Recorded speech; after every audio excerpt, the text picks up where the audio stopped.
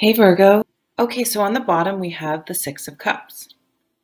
So the Six of Cups um, is about children, our past, our inner child, and it's also about stopping and smelling the roses, the simple things in life. You can see they're filling these cups with flowers. There's a parent spending time with their child and just really enjoying life and not sweating the small stuff, so to speak. And it can also be about things from the past coming back, revisiting someone from the past. One theme I see with this card that I really like and I think is really important is remembering back at times in your life when perhaps you were younger and there were things that you enjoyed doing, but you've not done as an adult or in a while because of, whatever, a million different excuses that we always tell ourselves. We don't have time. It's stupid. We don't have money. We don't, all those excuses. But to try to find a way to bring those things that brought us joy when we were younger back into our lives um, in the present. Okay, so the next card is the Five of Cups. So the Five of Cups cautions us to look at the big picture. When something sad happens, it's very easy and just human nature to really focus on the negative thing, and it can be all consuming. I had this happen to me just this past week, and I pretty much didn't sleep one night. The Nine of Swords. I wonder if I can remember the cards from last week, but and I just really, allowed a situation that happened to really worry me. And and then the next day, I didn't say it reversed itself, but something happened that totally put it in perspective, and I was able to let it go. So try to give yourself the perspective that if there is something in your life that has you down, to try to focus on the big picture so you don't allow it to be all consuming, because often it's just one aspect of your life, and yes, it becomes hyper focused because something happened there that was maybe negative or elicited a negative response, but that doesn't mean your whole life is negative and every part of your life is negative. So call up your best friend and or make a list of all the good things you have in your life and try to get some perspective and try not to just hyper focus on the one negative. There are these two cups back here that she's just not looking at. And the next card is the Eight of Pentacles. So I sort of relate this card back to the Six of Cups, because this card for me is all about finding something that when you're doing it, you're completely present in the moment. So it's very much like a spiritual task.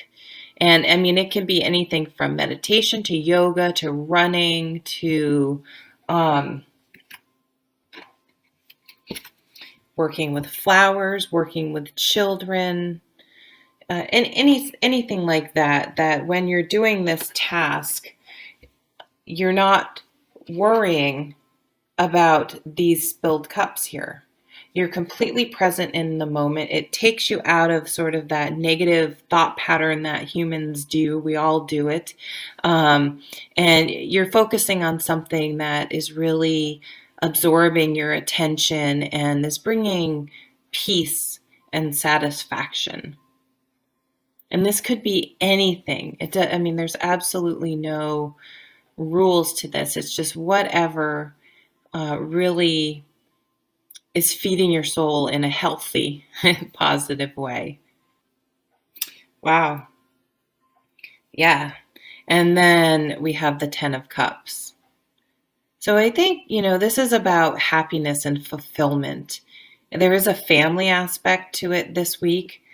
Um, I really feel like concentrating on your loved ones, what's truly important in life, and gaining perspective and using um, those tasks. That's a terrible word.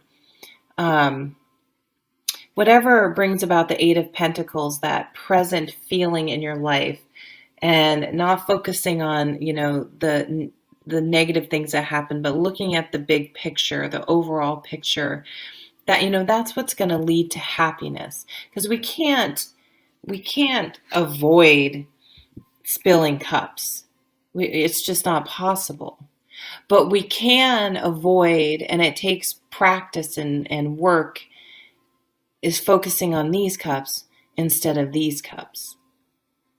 And ways to do that, are look at children, focus on the simple things in life. Be grateful for the things we have. So gratitude is something that can really help put things in perspective, and things that are almost meditative for you when you do it, whether it's working in the cooking in the kitchen, taking a walk, working with your kids, um, being around animals, doing painting if you're an artist, whatever it is, that those types of spiritual practices, or practices, you don't have to make them spiritual, that really feed your soul and bring you present and enjoying what you have in this present moment. It's kind of the real, that's what's going to bring about this happiness. Not the, I kind of don't like this card because I think the castle's kind of ridiculous, like who has a castle? Um, but here's the child again. It's the family and the way our outlook, um, that really is what, brings us happiness, not things.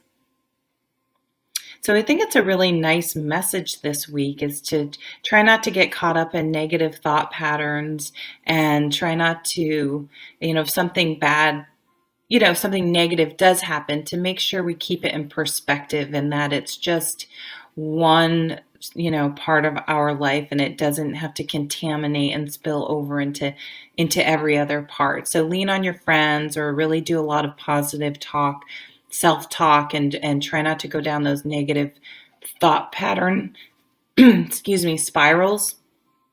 um, Easier said than done, but it is possible to chase away those negative thoughts, and we can focus on positive things just as easily as we can focus on negative things, if we sort of train our brain to do that. But it takes work, it takes time, and it's kind of something you always have to stay on top of. But really nice card to end the week on, going into the holidays, and being grateful for everyone in our lives, and all the positive things we do have. I wish you a really lovely week. It looks like it's going to be a great one. And I will see you in the next video. Thanks for watching. Bye.